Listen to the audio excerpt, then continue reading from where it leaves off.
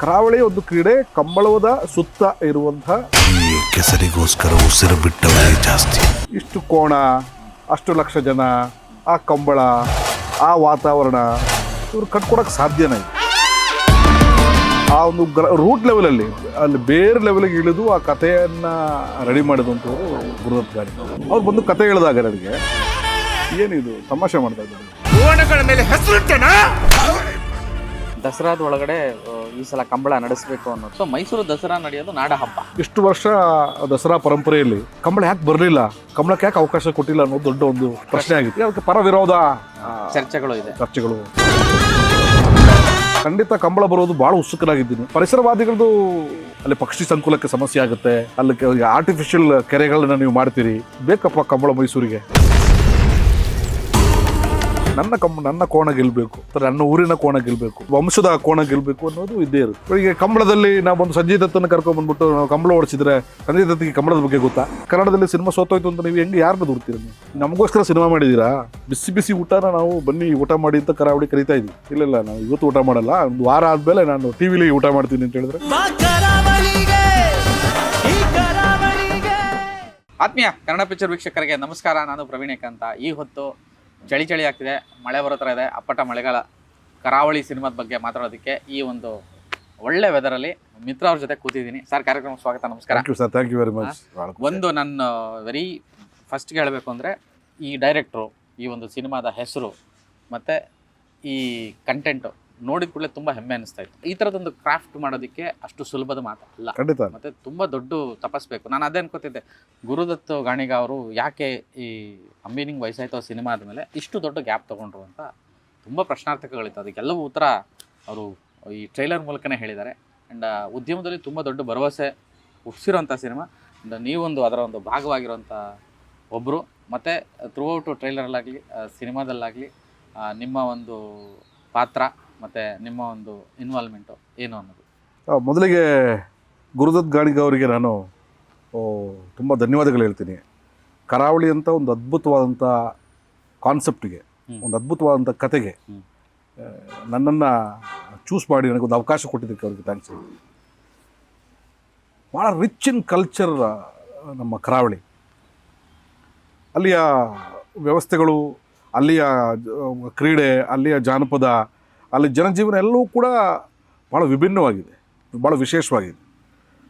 ಕಾಂತಾರದ ಮೂಲಕ ನಮ್ಮ ಭೂತದ ಕೋಲದ ಒಂದು ಅದ್ಭುತವಾದಂಥ ಪರಿಕಲ್ಪನೆಯನ್ನು ಪ್ರಪಂಚಕ್ಕೆ ಕೊಟ್ಟರು. ಅದಾದಮೇಲೆ ಸ್ವಲ್ಪ ಕರಾವಳಿ ಕಡೆ ಜನ ತಿರುಗ್ತಾ ಇದ್ದಾರೆ. ಕರಾವಳಿಯಲ್ಲಿ ತುಳು ಸಿನಿಮಾಗಳು ಬರ್ತಾಯಿದ್ವು, ಅದು ಕಾಮಿಡಿ ಬೇಸ್ಡ್ ಸಿನಿಮಾಗಳಾಗಿ ಬರ್ತಾಯಿದ್ವು. ಈ ಥರ ಪರಂಪರೆಯನ್ನು, ಜಾನಪದವನ್ನು ಹೇಳುವಂಥ ಸಿನಿಮಾಗಳು ಬರಲಿಲ್ಲ. ವೀರಗಂಬಳ ಅಂತೇಳಿ ನಮ್ಮ ಒಂದು ರಾಜೇಂದ್ರ ಬಾಬು ಸಿಂಗ್ ಬಾಬು ಅವರು ಒಂದು ಸಿನಿಮಾ ಮಾಡಿದರು. ಅದರಲ್ಲಿ ಕಂಬಳದ ಕೆಲವು ಜಲಕ್ಕಿತ್ತು ಹೊರತು ಸಂಪೂರ್ಣ ಕಂಬಳದ ಮೇಲೆ ಸಿನಿಮಾ ಇರಲಿಲ್ಲ. ಕರಾವಳಿ ಒಂದು ಕ್ರೀಡೆ ಕಂಬಳದ ಸುತ್ತ ಇರುವಂತಹ ಕಥಾಂಧ್ರನ ಇಟ್ಕೊಂಡು ಆ ಒಂದು ರೂಟ್ ಲೆವೆಲಲ್ಲಿ ಅಲ್ಲಿ ಬೇರೆ ಲೆವೆಲ್ಗೆ ಇಳಿದು ಆ ಕಥೆಯನ್ನು ರೆಡಿ ಮಾಡಿದಂಥವ್ರು ಗುರುದತ್ ಗಾಡಿ. ಅವರು ಕರಾವಳಿಗರೇ ಆಗಿರೋ ಕಾರಣ ಆ ಕಂಬಳ, ಆ ಯಕ್ಷಗಾನ ಎಲ್ಲವೂ ಕೂಡ ಅವರು ಮೈಗೂಡಿಸ್ಕೊಂಡಿರೋ ಕಾರಣ ಭಾಳ ಸುಲಲಿತವಾಗಿ ಅದನ್ನು ಎಲ್ಲೂ ಅದರ ಆಚಾರಕ್ಕೆ, ಶಿಷ್ಟಾಚಾರಕ್ಕೆ ಧಕ್ಕೆ ಆಗದ ರೀತಿಯಲ್ಲಿ ಈ ಸಿನಿಮಾನ ತೆಗೆದಿದ್ದಾರೆ. ಅವ್ರು ಬಂದು ಕತೆ ಹೇಳಿದಾಗ ನನಗೆ ಏನಿದು ತಮಾಷೆ ಮಾಡ್ತಾ ಇದ್ದಾರೆ. ಇಷ್ಟು ಕೋಣ, ಅಷ್ಟು ಲಕ್ಷ ಜನ, ಆ ಕಂಬಳ, ಆ ವಾತಾವರಣ ಇವ್ರು ಕಟ್ಕೊಡಕ್ಕೆ ಸಾಧ್ಯನೇ ಇದು ಖಂಡಿತ ಅಸಾಧ್ಯವಾದ ಕೆಲಸ. ಒಂದು ಹುಚ್ಚು ಕಲ್ಪನೆಗೆ ಇವರು ಇಳಿತಾ ಇದ್ದಾರೆ ಅನ್ನೋದು ನಮ್ಮ ನಿರ್ಮಾಪಕನಾಗಿ ನನಗೆ ಅನಿಸಿದ್ದು. ಬಟ್ ಕತೆ ಹೇಳುವಾಗ ರೋಮಾಂಚನ ಆಗೋಯ್ತು. ನಾನು ಮ್ಯಾನಿಫೆಸ್ಟ್ ಮಾಡಿಕೊಂಡೆ, ಯಾವುದೇ ಕಾರಣಕ್ಕೂ ಈ ಪಾತ್ರಕ್ಕೆ ಬೇರೆಯವ್ರನ್ನ ಹುಡುಕ್ಬಾರ್ದು. ಅವರು ಮಹಾಬಲನ ಪಾತ್ರ ಬೇರೆ ಯಾರಿಗೂ ಸಿಗ್ಬೋದು, ನನಗೆ ಸಿಗಬೇಕು. ಸರ್ ಇದು ನೀವು ಸರ್ ಏನು, ನಾನು ಬೇರೆ ಏನು ಮಾತಾಡಲಿಲ್ಲ ಸರ್, ನಿಮ್ಮ ಜೊತೆ ನಾನು ಇದ್ದೀನಿ ಸರ್, ಈ ಸಾಹಸಕ್ಕೆ ನಾನು ನಿಮ್ಮ ಜೊತೆ ಇರ್ತೀನಿ, ಕಲಾವಿದನಾಗಿ ನಿಮ್ಮ ಜೊತೆ ಸಂಪೂರ್ಣವಾಗಿ ನಾನು ಡೆಡಿಕೇಟ್ ಮಾಡ್ತೀನಿ ಸರ್. ನೀವು ಯಾವಾಗ ಹೇಳಿದ್ರು ಡೇಟ್ ಕೊಡ್ತೀನಿ, ನೀವು ಹೆಂಗಾಗಬೇಕು ಅಂದರೆ ಹಂಗಾಗ್ತೀನಿ. Just dedicated. ಅವ್ರು ಫಸ್ಟ್ ಹೇಳಿದೆ, ನೀವು ಗಡ್ಡ ಬಿಡಬೇಕು, ನೀವು ಬಿಳಿ ಕೂದಲು ಬರಬೇಕು ನಿಮಗೆ. ಸದ್ಯಕ್ಕೆ ಬೇರೆ ಯಾವುದೋ ಸಿನಿಮಾಗಳು ನೀವು ಮಾಡೋದಕ್ಕಾಗೋದಿಲ್ಲ, ಅದು ಎಷ್ಟು ದಿವಸ ಆಗುತ್ತೋ ನಂಗೆ ಗೊತ್ತಿಲ್ಲ, ನಮ್ಮ ಜೊತೆ ಇರ್ತೀರಾ ನೀವು ಅಂತ. Why not sir. ಆ ಯಂಗ್ ಟೀಮ್ನ ಉತ್ಸಾಹ ನನಗೆ ಖುಷಿ ಆಯಿತು. ಫಸ್ಟ್ ದಿವಸ ಭಾಳ ಕಾತುರವಾಗಿ ಕಾಯ್ತಾ ಇದ್ದೆ. ಒಂದು 800-700 ವರ್ಷ ಇತಿಹಾಸ ಇರುವಂಥ ಕಟಪಾಡಿ ಕಂಬಳ, ಉಡುಪಿ ಹತ್ರ ಕಟಪಾಡಿ ಅನ್ನೋ ಊರಲ್ಲಿ ಲಕ್ಷಾಂತರ ಜನ ಸೇರುವಂಥ ಕಂಬಳದಲ್ಲಿ ನಾವು ಹೋಗಿ ನೋಡಿದ ತಕ್ಷಣ ಹೌದಲ್ಲ ಇವ್ರು ಅಚೀವ್ ಮಾಡ್ತಾ ಇದ್ದಾರೆ, ಈ ಕೋಣೆಗಳ ಜೊತೆ ಇವರೆಲ್ಲ ಸೇರಿಸ್ಕೊಂಡು ಅಚೀವ್ ಮಾಡ್ತಾ ಇದ್ದಾರೆ. ಒಂದೊಂದು ಸೀನ್ ಆದಾಗಲೂ ಕೂಡ ರೋಮಾಂಚನ ಆಗ್ತಾಯಿದ್ರು. ಅವ್ರು ಏನು ನನಗೆ ಕಥೆಯನ್ನು ಹೇಳಿದರು ಗುರುದತ್ ಗಾಣಿಗ ಅವರು, ಅದನ್ನು ಯಥಾವತ್ತಾಗಿ ಕಟ್ಕೊಟ್ಟಿದ್ದಾರೆ, ಅದನ್ನು ಅಚೀವ್ ಮಾಡಿದ್ದಾರೆ. ದೊಡ್ಡ ಸಾಹಸದ ಕೆಲಸ. ಕಲಾವಿದರ ಜೊತೆ ಕೆಲಸ ಮಾಡೋದೇ ಕಷ್ಟ. ಅಂಥದ್ರಲ್ಲಿ ಒಂದು 256 ಜೋಡಿ ಕೋಣಗಳನ್ನು ಬಳಸ್ಕೊಂಡು ಮಾಡೋದು ಬಹಳ ಕಷ್ಟದ ಕೆಲಸ. ಇಡೀ ಟೀಮು ಇದಕ್ಕೋಸ್ಕರ ಶ್ರಮಪಟ್ಟಿದ್ದು ತಪಸ್ಸಿನ ರೀತಿಯಲ್ಲಿ. ಯಾರು ಕೂಡ ಟೆಕ್ನಿಷಿಯನ್ ರೀತಿ ಕೆಲಸ ಮಾಡಲೇ ಇಲ್ಲ, ಸೈನಿಕರ ರೀತಿಯಲ್ಲಿ ಕೆಲಸ ಮಾಡಿದ್ದಾರೆ. ಯುದ್ಧದ ಕಾಲದಲ್ಲಿ ಸೈನಿಕರು ಹೆಂಗೆ ಅಲರ್ಟ್ ಆಗಿರ್ತಾರೆ ಆ ರೀತಿ ಹೋರಾಟ ಮಾಡಿದ್ದಾರೆ. ಹೋರಾಟ ಯಾರ ಜೊತೆ? ಪ್ರಕೃತಿ ಜೊತೆ. ಜೋರು ಮಳೆ ಸ್ಟಾರ್ಟ್ ಆದರೆ ನಿಲ್ಲೋದೇ ಇಲ್ಲ. ಬಿಸಿಲಾದರೆ ಬಿಸಿಲಿಡಕ್ಕೆ ಶೂಟ್ ಮಾಡೋಕ್ಕೆ ಸಾಧ್ಯ ಇಲ್ಲ. ಈ ಕೋಣ ಬಂದರೆ ಆ ಕೋಣ ಇಲ್ಲ, ಈ ಕೋಣ ಇದ್ದರೆ ಆ ಕೋಣ ಇಲ್ಲ. ಅಷ್ಟು ಜೂನಿಯರ್ಸು ಆ ನೇಟಿವಿಟಿಗೆ ಬೇಕಾಗಿರೋದನ್ನು ಅವರು ತಂಡ ಕಂಡುಕೊಟ್ಟಿದ್ದಾರೆ. ಇದು ಸಂಪೂರ್ಣವಾಗಿ ತಂಡದ ಶ್ರಮದ ಫಲ. ಇವತ್ತು ಟ್ರೈಲರಲ್ಲಿ ನಾವು ಏನು ನೋಡ್ತಾ ಇದ್ದೀವಿ, ಹಾಡುಗಳಲ್ಲಿ ನಾವು ಏನು ಕೇಳ್ತಾ ಇದ್ದೀವಿ, ಇಡೀ ತಂಡದ ಯಶಸ್ಸು ಗುರುದತ್ ಗಾಣಿಗ ಅವರು ಮತ್ತು ಅವರ ಟೀಮ್ ಮಾಡಿದಂಥ ದೊಡ್ಡ ಒಂದು ಸಾಧನೆ ಅಂತ ಹೇಳಲಿಕ್ಕೆ ಇಷ್ಟಪಡ್ತೀನಿ. ಅಂದರೆ ನನಗೆ ಆಶ್ಚರ್ಯ ಅನಿಸಿದ್ದು, ನಾವು ನೋಡಿದಂಥ ಗುರುದತ್ತ ಗಾಣಿಗ ಅವರ ಬೆಳವಣಿಗೆ, ಅಂದರೆ ಅವರು ಬಂದಿರೋ ರೀತಿ ನಾನು ನೋಡ್ಕೊಂಡು ಬಂದಿದ್ದಾರೆ. ಸಿನಿಮಾ ವಿಚಾರಕ್ಕೆ ಇಷ್ಟು ಜ್ಞಾನ ಅವರಲ್ಲಿ, ಇಷ್ಟು ನಾಲೆಜು, ಅದೆಲ್ಲದ್ರದ್ದು ಇಂಪ್ಯಾಕ್ಟು ಕಾಣಿಸ್ತದೆ. ಸಿನಿಮಾ ಇನ್ನು ಹೇಗಿರ್ಬೋದು ಅಂದರೆ ಒಂದು ಕಡೆ ಉದ್ಯಮದಲ್ಲಿ ಸಿನಿಮಾಗಳಂದರೆ ಹಿಂಗೆ ಮಾಡಬೇಕು ಅನ್ನೋ ಒಂದು ಪ್ರೇಕ್ಷಕರ ನಿರೀಕ್ಷೆ ಹೆಚ್ಚಾಗಿ ಹೋಗಿದೆ. ಒಂದಷ್ಟು ದೊಡ್ಡ ಸಿನಿಮಾಗಳು ಬಂದು ಮಾರ್ಕ್ ಮಾಡಿದ್ಮೇಲೆ ಸೊ ಅದಕ್ಕೆ ಈಕ್ವಲ್ ಆಗಿ ನಾವು ನಿಲ್ತೀವಿ, ನಾವು ಮಾಡಲೇಬೇಕು ಅನ್ನೋ ಒಂದು ಉದ್ದೇಶ ಮತ್ತು ಅದನ್ನು ಎಕ್ಸಿಕ್ಯೂಟ್ ಮಾಡಿದಾರಲ್ಲ, ಅದಕ್ಕೆ ಶಭಾಷ್ ಅನ್ಬೇಕು. ಖಂಡಿತ. ಆ ಒಂದು ವಿಷಯಕ್ಕೆ ಬರೋ ಥರದಾದರೆ, ನೀವು ಕೂಡ ನಿರ್ಮಾಪಕರು, ನೂರಾರು ಸಿನಿಮಾ ಮಾಡಿದ್ದೀರಿ, ನಟರಾಗಿ ಸಾಕಷ್ಟು ನಿರ್ದೇಶಕರುಗಳು ಕೆಲಸಗಳನ್ನು ನೋಡಿದ್ದೀರಿ. ಅದೇ ಹೇಳಿದ್ರಿ ನೀವು, ನನಗೆ ಒಂದು ಡೌಟ್ ಇತ್ತು ಹೆಂಗೆ ಮಾಡ್ತಾರೆ ಇದನ್ನು ಅನ್ನೋ ಒಂದು. ಈ ಎಕ್ಸಿಕ್ಯೂಷನ್ ಪಾರ್ಟಲ್ಲಿ ನೀವು ಕೂಡ ಥ್ರೂಔಟು ಸಿನಿಮಾ ಜೊತೆಗಿದ್ದಾಗ ನೀವು ಕಂಡಂಥದ್ದು ಏನು ಅಂತ? ಅಲ್ಲ, ಅವರಲ್ಲಿ ಇದ್ದಂಥ ಒಂದು ಕ್ಲಾರಿಟಿ, ಅವರು ಏನು ಮಾಡಬೇಕು ಅನ್ನೋದನ್ನ ಭಾಳ ಅದ್ಭುತವಾಗಿ ಬರ್ಕೊಂಡಿದ್ರು. ಇಡೀ ಸಿನಿಮಾನ ಪೇಪರಲ್ಲಿ ತಂದುಬಿಟ್ಟಿದ್ರು. ಈಗ ಹೀಗೆ ಬರಬೇಕು ನನಗೆ, ಐ ವಾಂಟ್ ದಿಸ್, ಇದಕ್ಕೆ ನಾನು ಕಾಂಪ್ರಮೈಸೇ ಆಗಲ್ಲ ಅನ್ನೋದು ಅವ್ರ ತಲೆಯಲ್ಲಿತ್ತು. ಅವ್ರಿಗೆ ಆ ವಿಂಟೇಜ್ ಬೇಕು, ಆ ವಿಂಟೇಜ್ ಕಾರ್ಗಳೇ ಬೇಕು ನನಗೆ, ಈ ಥರ ಎಕ್ವಿಪ್ಮೆಂಟ್ಸ್ಗಳೇ ಬೇಕು, ಈ ಟೋನಲ್ಲೇ ಇದು ಬರಬೇಕು, ಈ ವಿಚಾರಗಳು, ಈ ಗದ್ದೆಯಲ್ಲೇ ನಾನು ಶೂಟ್ ಆಗಬೇಕು, ಈ ಸೆಟ್ಟಲ್ಲೇ ನಾನು ಶೂಟ್ ಮಾಡಬೇಕು ಅನ್ನೋದು ಆಲ್ರೆಡಿ ಫಿಕ್ಸ್ಡ್. ಅವರು ಇಡೀ ತಂಡನ ಅವರು ಪ್ರಿಪೇರ್ ಮಾಡಿದ್ರು. ನೀವು ಹೇಳಿದ್ರು ಅಂಬಿನಿಂಗ್ ವಯಸ್ಸಾಯಿತು ಆದಮೇಲೆ ಇಷ್ಟು ದೊಡ್ಡ ಗ್ಯಾಪ್ ತಗೊಂಡ್ರಲ್ಲ ಅಂತ.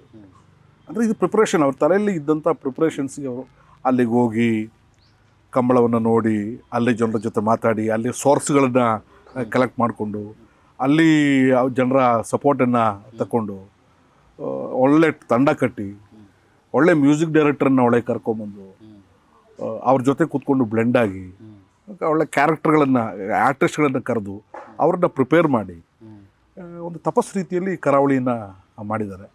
ಭಾಳ ಉತ್ಸುಕನಾಗಿದ್ದೀನಿ ನಾನು ಸಿನಿಮಾ ನೋಡೋದಕ್ಕೆ, ಜನ ಮಾತಾಡೋ ರೀತಿಗೆ. ಹೌದೌದು. ಆಮೇಲೆ ಎಲ್ಲೂ ಆಲ್ರೆಡಿ ನಾವೀಗ ಕಾಂತಾರದಲ್ಲಿ ಕರಾವಳಿ ಒಂದು ಸೊಬಗು ನೋಡ್ಬಿಟ್ಟಿದ್ವಿ. ಎಲ್ಲೂ ಅದಕ್ಕೆ ತಾಳೆ ಹಾಕದ ರೀತಿಯಲ್ಲಿ ಇದರದ ಕಾಂತಾರದ ಒಂದು ಗ್ಲಿಮ್ಸು, ಅಂದರೆ ಅದರ ಪ್ರೇರಣೆಯಿಂದ ಬಂದಿದೆ ಅನ್ನೋದನ್ನು ಬರದ ರೀತಿಯಲ್ಲಿ ಇದನ್ನ ಎಚ್ಚರ ವಹಿಸ್ಬೇಕಲ್ಲ ಸರ್. ಮತ್ತೆ ಭಾಳ ಚೆನ್ನಾಗಿ ಅದನ್ನ ಆಮೇಲೆ ಜನಕ್ಕೆ ಕರಾವಳಿ ಅಂದ ತಕ್ಷಣ ಬರೀ ಇವತ್ತಿಗೆ ಹಂಗಾಗೋಗಿದೆ. ಕರಾವಳಿ ಅಂದ ತಕ್ಷಣ ಕಾಂತಾರ ಅನ್ನೋ ಇಡೀ ಟೋಟಲ್ ಟೀಮನ್ನು ಅವರು ಪ್ರಿಪೇರ್ ಮಾಡಿದ ರೀತಿ ಇಸ್ ವಂಡರ್ಫುಲ್. ಅವರನ್ನು ರೆಡಿ ಮಾಡಿದಂಥ ರೀತಿ, ಅವರ ಮಾನಸಿಕ ಸ್ಥಿತಿಯನ್ನು ರೆಡಿ ಮಾಡಿದಂಥ ರೀತಿ ಇಸ್ ವಂಡರ್ಫುಲ್. ಅಲ್ಲಿ ಅವ್ರು ಗೆದ್ದಿದ್ದಾರೆ. ಅವರ ತಂಡವನ್ನು ಚೂಸ್ ಮಾಡೋದ್ರಲ್ಲಿ ಅವ್ರು ಗೆದ್ದಿದ್ದಾರೆ. ನಮ್ಮ ಅಭಿಮನ್ಯು ಸದಾನಂದನ್ ಕ್ಯಾಮ್ರಾಮನ್, ಭಾಳ ಎಕ್ಸ್ಟ್ರಾರ್ಡನರಿ ಕ್ಯಾಮ್ರಾಮನ್. ಭಾಳ ಅವ್ರು ಬಳಸಿದಂಥ ಲೈಟು, ಆ ಕಲರ್ ಪೈಲಟು ಎಲ್ಲವೂ ಕೂಡ ಭಾಳ ಅದ್ಭುತ. ಲೈಟಿಂಗ್ ಸ್ಪೀಡಲ್ಲಿ ಕೆಲಸ ಮಾಡ್ತಾ ಇದ್ದಂಥವ್ರು ಸಚಿನ್ ಬಸ್ರೂರು, ಅಲ್ಲಿಯವರೇ ಆಗಿರೋ ಕಾರಣ ಆ ನೇಟಿವಿಟಿಗೆ ತಕ್ಕನಾಗಿರುವಂಥ ಮ್ಯೂಸಿಕ್ಕು. ಅಂದರೆ ಅಲ್ಲಿ ಅದಕ್ಕೆ ಬೇಕಾದ ಸೆಟ್ ವರ್ಕು, ಅದಕ್ಕೆ ಬೇಕಾದ ಸಂಭಾಷಣೆ, ಅದಕ್ಕೆ ಬೇಕಾದ ಕಲಾವಿದರು.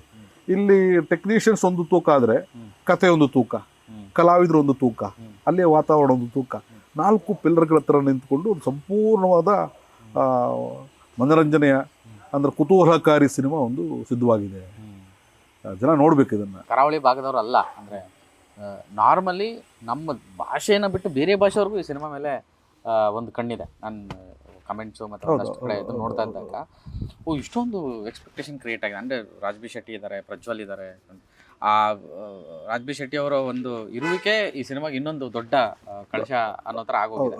ಸೊ ಅವರ ಇತ್ತೀಚಿನ ಸಿನಿಮಾ ಸಾಧನೆ ಮತ್ತು ರೀಚು ಇದೆಲ್ಲವೂ ಕೂಡ ಗಮನಿಸಿದಾಗ ಕರಾವಳಿ ಮೇಲೆ ತುಂಬ ದೊಡ್ಡ ನಿರೀಕ್ಷೆ ಈಗ ಸೃಷ್ಟಿ ಆಗಿಬಿಟ್ಟಿದೆ. ಹೌದು, ನಾನು ಖಂಡಿತ ಹೇಳ್ತಿದ್ದೆ. ನಾನು ಈಗ ನನಗೆ ಕತೆ ನರೇಟ್ ಮಾಡಿದಾಗ ಒಂದು 2 ಅವರ್ಸಲ್ಲಿ ಕಥೆಯನ್ನು ನರೇಟ್ ಮಾಡಿದ್ರು.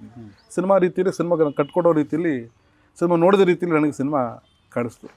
ಅಲ್ಲಿ ಧನಂಜಯನ ಪಾತ್ರ ಯಾರು ಮಾಡ್ತಾರೆ ಸರ್? ಪ್ರಜ್ವಲ್ ದೇವರಾಜು.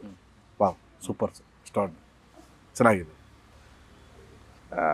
ಅದಾದಮೇಲೆ ದೊಡ್ಡ ನಿಗಳ ಪಾತ್ರ ಯಾರು ಸರ್? ಇವರು ರಮೇಶ್ ಇಂದ್ರ. ಅದ್ಭುತ ನಟ ಆಗ್ಬಿಡಿ ಸರ್, ಸಕ್ಕತ್ತಾಗಿ ಸಿಕ್ಕಿದ್ದಾರೆ ಸರ್. ಇದು ಮಹಾಬಲ ನಾನು. ಮಹಾವೀರ ಅನ್ನೋ ಪಾತ್ರ ಭಾಳ ಇಂಪ್ರೆಸ್ ಕ್ಯಾರೆಕ್ಟರ್. ಸರ್ಪ್ರೈಸ್ ಇದೆ ಸರ್, ನಮ್ಮ ಕನ್ನಡದ ಒಬ್ಬರು ಸೂಪರ್ ಸ್ಟಾರೇ ಮಾಡ್ತಾರೆ. ಈಗ ಆಲ್ರೆಡಿ ಎಸ್ಟಾಬ್ಲಿಷ್ಡ್ ವ್ಯಕ್ತಿ, ಅವ್ರನ್ನ ನಾವು ಆಲ್ರೆಡಿ ಮಾತಾಡಿದ್ದೀವಿ. ಹೇಳಿ ಅವ್ರ ಹೆಸರು ಹೇಳಿದ್ರು, ಇಲ್ಲಿ ಹೇಳೋದು ಬೇಡ. ನಾನು ಭಾಳ ಎಕ್ಸೈಟ್ ಆದೆ. ಅವ್ರು ಬಂದರೆ ಈ ಸಿನಿಮಾ ಇನ್ನೂ ದೊಡ್ಡ ತೂಕ ಆಗುತ್ತೆ. ಕಾರಣಾಂತರಗಳಿಂದ ಅವರು ಅದಕ್ಕೆ ಬರೋದಕ್ಕಾಗುತ್ತಿಲ್ಲ, ಅಥವಾ ಅವ್ರು ಬೇರೆ ಬೇರೆ ಹುಡುಕ್ತಾರೆ. ಪ್ರತಿದಿನ ಸೆಟ್ಟಿಗೆ ಬಂದಾಗ ನಾನು ಗುರುದೇವ್ ಸರ್ ಕೇಳೋದಷ್ಟೇ, ಸರ್ ಮಾವೀರನ ಪಾತ್ರ ಯಾರು ಸರ್? ಬರ್ತಾರೆ ಸರ್, ಈ ಸಿನಿಮಾಗೆ ಯಾರು ಬೇಕು ಅವರೇ ದೇವರು ಕಳಿಸ್ಕೊಡ್ತಾರೆ ನಮಗೆ. ನಡೀತಾನೆ ಇತ್ತು. ಒಂದು 40% ಶೂಟಿಂಗ್ ಆಯಿತು ಸರ್. ನನ್ನ ಲುಕ್ ರಿವೀಲ್ ಆಯಿತು, ಭಾಳ ಚೆನ್ನಾಗಿ ವೈರಲ್ ಆಯಿತು. ಅದಾದಮೇಲೆ ಯಾರು ಸರ್ ಮಹಾವೀರನ ಪಾತ್ರ? ಒಂದಿನ ನಮ್ಮ ಲ್ಯಾಂಡ್ ಲಾರ್ಡ್ ಸೆಟ್ಟಿಗೆ ಬಂದು ಇವರಿಬ್ಬರು ಜೊತೆ ಆದಾಗ ಅಂದ್ಕೊಂಡೆ ಮೋಸ್ಟ್ಲಿ ಇವರೇ ಇರ್ಬೋದು. ಅದಾದಮೇಲೆ ನಾನು ಇವ್ರ ಹತ್ರ ಮಾತಾಡಿದೆ, ಸೆಟ್ರ್ ಹತ್ರ ಮಾತಾಡಿದೆ, ಹೆಂಗೆ ಮಾಡ್ತಾ ಇದ್ದಾರೆ ಮಿತ್ರ. ನಾವು ಅಲ್ಲಿವರಾಗಿರೋ ತುಳುವಲ್ಲಿ ಮಾತಾಡ್ಕೊಂಡು ಭಾರಿ ಸೋಕು ಬಂದಿದ್ದಾರೆ ಸರ್, ಭಾರಿ ಚೆನ್ನಾಗಿ ಆಗ್ತಾಯಿದೆ ಇದು ಸಿನಿಮಾ, ಬೇರೆ ಏನೋ ಮಾಡಿದ್ದಾರೆ ಅವರು. ಹೌದಾ ಹೌದಾ. ಆದಮೇಲೆ ಅವ್ರು ಬಂದರು, ಆ ಮಹಾವೀರನ ಗೆಟಪಲ್ಲಿ ನಿಂತ್ಕೊಂಡ್ರು. ಪಕ್ಕ ಅಲ್ಲಿ ಆ ಪಾತ್ರ ಮಹಾವೀರ ಅನ್ನೋ ಪಾತ್ರಕ್ಕೆ ನ್ಯಾಯವನ್ನು ಕೊಟ್ಟರು ಅವರು. ಹಾಗಾಗಿ ನೀವು ಹೇಳ್ದಂಗೆ ರಾಜ್ ಶೆಟ್ಟರ್ ಇರುವಿಕೆ ಸಿನಿಮಾದ ಒಂದು ತೂಕವನ್ನು, ಒಂದು ಆಮೇಲೆ ಒಂದು ದೊಡ್ಡ ಒಂದು ಕ್ಯೂರಿಯಾಸಿಟಿನೂ ಕೂಡ ಬಿಲ್ಡ್ ಮಾಡಿದೆ. ಎಲ್ಲ ಪಾತ್ರ, ಈಗ ಫಾರ್ ಎಕ್ಸಾಂಪಲ್ ನಾವು ಇಲ್ಲಿವರೆಗೂ ಕೂಡ ನಮ್ಮ ಪ್ರಜ್ವಲ್ ಸಾರ್ನ ನೋಡಿದ್ದು, ಪ್ರಜ್ವಲ್ ದೇವರಾಜ್ ಅವ್ರನ್ನ ನೋಡಿದ್ದು ಒಬ್ಬ ಕ್ಯೂಟ್ ಬಾಯ್ ಆಗಿ, ಕೆಲವು ಗೆಳೆಯ, ಆಮೇಲೆ ಮೆರವಣಿಗೆ, ಇದೆಲ್ಲವೂ ಕೂಡ ನಮಗೆ ಭದ್ರ, ಇದೆಲ್ಲ ಕಾಂಟೆಂಪ್ರರಿ ಮಾಸಿರೋ ಮಾಡಿದ್ದಾರೆ. ಗುಲಾಮ ಇದೆಲ್ಲ ಮಾಡಿದ್ದಾರೆ. ಆದರೆ ಒಂದು ಜನಸಾಮಾನ್ಯನ ಥರ ಒಬ್ಬ ಕರಾವಳಿಗನಾಗಿ ಒಬ್ಬ ಪಂಚೆ ಉಟ್ಕೊಂಡು ಭಾಳ ಒಂದು ಹೇರ್ ಸ್ಟೈಲೆಲ್ಲ ಚೇಂಜ್ ಮಾಡಿಕೊಂಡು ಭಾಳ ಬುದ್ಧಾಗಿ ಭಾಳ ಅದ್ಭುತವಾಗಿ ಅಭಿನಯಿಸಿ ಮಾಡಿದ್ದಾರೆ. 39 ಸಿನಿಮಾದಲ್ಲಿ ಒಂದು ಲೆಕ್ಕ ಆದರೆ ಕರಾವಳಿಯಲ್ಲಿ ಒಂದು ಲೆಕ್ಕ, ಖಂಡಿತ ಒಂದು ಲೆಕ್ಕ. ಅವರ ಇರುವಿಕೆ ಕೂಡ ತುಂಬಾ ದೊಡ್ಡದು. ಅಲ್ಲ, ನಾ ಹೇಳಿದ್ದು ನಾಯಕನೇ ಅವರು. ಹೌದು, ಅಂದ್ರೆ ಅದಕ್ಕೆ ಏನಂತಲ್ಲ ಆ ಡ್ಯಾನ್ಸ್ ಅನ್ನೋ ಥರ. ಹೌದೌದು. ಅದು ಆ ಪಾತ್ರಗಳನ್ನು ಭಾಳ ತೂಕವಾಗಿ ಎಲ್ಲರನ್ನ ಅಳೆದು ತೂಗಿ ಎಲ್ಲ ಪಾತ್ರಗಳನ್ನು ತಗೊಂಡಿದ್ದಾರೆ. ಹಂಗಾಗಿ ಅದು ನಮಗೆಲ್ಲೂ ಕ್ಲೀಶೆ ಅನ್ನಿಸ್ತಾ ಇಲ್ಲ, ಅಥವಾ ಅತಿ ಆಯಿತು ಅಂತ ನಮಗೆ ಅನ್ನಿಸ್ತಾ ಇಲ್ಲ. ಸರ್, ಈ ಸೊಗಡು ಮತ್ತು ನೆಲದ ಕಥೆಗಳು ಮಾಡಬೇಕಾದ್ರೆ ಭಾಷೆ ಮತ್ತು ಅಲ್ಲಿನ ಪರಿಸರ ಮತ್ತು ಉಡುಗೆ ತೊಡುಗೆ ಜೀವನ ಶೈಲಿ ಎಲ್ಲವೂ ಕೂಡ ತುಂಬ ಅಥೆಂಟಿಕ್ ಆಗಿ ಕಾಣಿಸ್ಬೇಕು. ಈ ಒಂದು ಸಿನಿಮಾ ನೋಡಿದಾಗ, ಅಂದರೆ ನಾನು ನಿರಂಜನ್ ಒಂದು ಶಾಟ್ ನೋಡಿದೆ. ನಿರಂಜನ್ ಕಲಾವಿದ ಅವರು ಪ್ರಜ್ವಲ್ ಅವರೇನೆ ಮತ್ತು ಹೀರೋನೇನೆ. ಅಂದರೆ ಎಷ್ಟು ಚೆನ್ನಾಗಿ ಅದು ಅಥೆಂಟಿಕ್ ಅನ್ನಿಸ್ತಾ ಇದೆ ಅಂತಂದರೆ ಅಷ್ಟು ಚೆನ್ನಾಗಿ ಶೂಟ್ ಆಗಿರೋಂಥ ಡೈರೆಕ್ಟ್ರು ಎಷ್ಟು ತುಂಬ ಸೂಕ್ಷ್ಮವಾಗಿ ವರ್ಕ್ ಮಾಡಿದ್ದಾರೆ ಅನ್ನೋದು ಅಲ್ಲಿ ಕಾಣ್ತಾ ಇತ್ತು. ನಾನು ಹೇಳಿ ಅವರು ನಾವು ಹೇಳ್ದಂಗೆ ಪ್ರಿಪರೇಷನ್ಸನ್ನ ಭಾಳ ಅದ್ಭುತವಾಗಿ ಮಾಡಿದ್ದಾರೆ. ಸಿನಿಮಾದಲ್ಲಿ ಏನು ಬೇಕು ಅನ್ನೋದನ್ನು ಪೇಪರ್ಲ್ಲಿ ಹಾಕ್ಬಿಟ್ಟಿದ್ದಾರೆ. ಸೆಟ್ ಅಲ್ಲಿಗೆ ಬಂದು ಬರೆಯುವಂಥದ್ದಾಗಲಿ ಅದು ಹುಡುಕೋದಾಗಲಿ ನನಗೆ ಇದು ಬೇಕು ಅನ್ನೋದು ಅವ್ರ ತಲೆಯಲ್ಲಿ ಇತ್ತು. ಇವತ್ತು ಈ ಸೀನ್ ಅಚೀವ್ ಮಾಡ್ತೀವಿ ಅಂತ ಹೇಳಿದಾಗ ಅಚೀವ್ ಮಾಡೋದೇ ಅವ್ರ ಉದ್ದೇಶ ಆಗ್ತಿತ್ತು. ಅವ್ರ ತಂಡದಲ್ಲೂ ಕೂಡ ಒಂದು ಗೊಂದಲ ಇತ್ತು, ಆಗುತ್ತಾ ಮಾಡ್ತಾ ಏನು ಹೇಳ್ತಾರೆ ಅನ್ನೋದು. ಬಟ್ ಇಸ್ ಹ್ಯಾಪನ್, ಆಗೋಯ್ತು, ಭಾಳ ಅದ್ಭುತವಾಗಿ ಆಗೋಯ್ತು. ಆ ಕೋಣಗಳ ಜೊತೆ ನಿಂತ್ಕೊಳ್ಳೋದು, ಅದನ್ನು ಗೊತ್ತಿಲ್ಲ, ನಾವು ನಮಗೆ ಪರಿಚಯದವರು ಅಲ್ಲ, ಅದ್ರ ಜೊತೆ ಎಲ್ಲ ನಾವು ಇದ್ಕೊಂಡು ಅದನ್ನು ನಾವು ಅಚೀವ್ ಮಾಡಿದ್ವಿ. ಅಂದರೆ ನೀವು ಕರಾವಳಿಯವರೇ. ಹೌದು, ನೀವು ಕರಾವಳಿಯವರಾಗಿದ್ದು ನೀವು ನೋಡಿದಂತಹ ಕಂಬಳಕ್ಕೂ ಈ ಕಟಪಾಡಿ ಕಂಬಳಕ್ಕೂ ಇರುವ ವ್ಯತ್ಯಾಸ ಏನು? ಅಲ್ಲಲ್ಲ, ನಾನು ಇದು ಕರಾವಳಿಗ ಅಂದರೆ ನಾವು ನೋಡ್ತೀವಿ, ಒಂದು ಯಕ್ಷಗಾನ ನೋಡ್ತೀವಿ, ಖುಷಿ ಪಟ್ಟು ಬರ್ತೀವಿ, ತಾಳಮದ್ದಲೆ ಕೇಳ್ತೀವಿ, ಖುಷಿ ಬಂದುಬಿಡ್ತೀವಿ.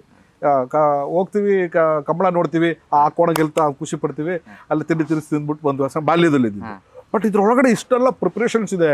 ಕೋಣವನ್ನು ಹಿಂಗೆಲ್ಲ ಎಷ್ಟು ಸಣ್ಣ ವಯಸ್ಸಿಂದ ತಗೊಂಡು ಅದನ್ನು ರೆಡಿ ಮಾಡ್ತಾರೆ, ಅದಕ್ಕೆ ಇಷ್ಟು ಚೆನ್ನಾಗಿ ಮೇಂಟೈನ್ ಮಾಡ್ತಾರೆ, ಮಾಲಿಷ್ ಮಾಡ್ತಾರೆ, ಅದಕ್ಕೋಸ್ಕರ ಇಷ್ಟು ಜನ ಡೆಡಿಕೇಟ್ ಮಾಡ್ತಾರೆ, ಆ ಸ್ಪೋರ್ಟ್ಸ್ಗೋಸ್ಕರ ಇಷ್ಟು ಜನ ಕಾಯ್ತಾರೆ, ಇಷ್ಟು ಜನ ಸೇರ್ತಾರೆ. ದುಬೈಯಿಂದ ಯಾರೆಲ್ಲ ಬೇರೆ ಊರಿಗೆ ಹೋಗಿರ್ತಾರೆ ಅವರೆಲ್ಲರೂ ಬೊಂಬೈಯಿಂದೆಲ್ಲ ಬಂದ್ಬಿಟ್ಟು ಅದನ್ನು ಭಾಳ ಪ್ರತಿಷ್ಠೆಯಾಗಿ ಅದನ್ನು ನೋಡ್ತಾರೆ. ನಾವು ಗೆಲ್ಲಬೇಕು ಅನ್ನೋ ಹಂಬಲ ಇರ್ತದೆ, ಗೆದ್ದು ಖುಷಿ ಪಡ್ತಾರೆ. ಆ ಒಂದು ತಂಡ, ಅವರ ಯೂನಿಟಿ, ಒಂದು ಜೋಡಿ ಎತ್ತನ್ನು ಕರ್ಕೊಬೇಕು ಅಂದರೆ ಸರಿಸುಮಾರು 15 ಜನ ಅವ್ರ ಜೊತೆ ಬರ್ತಾರೆ.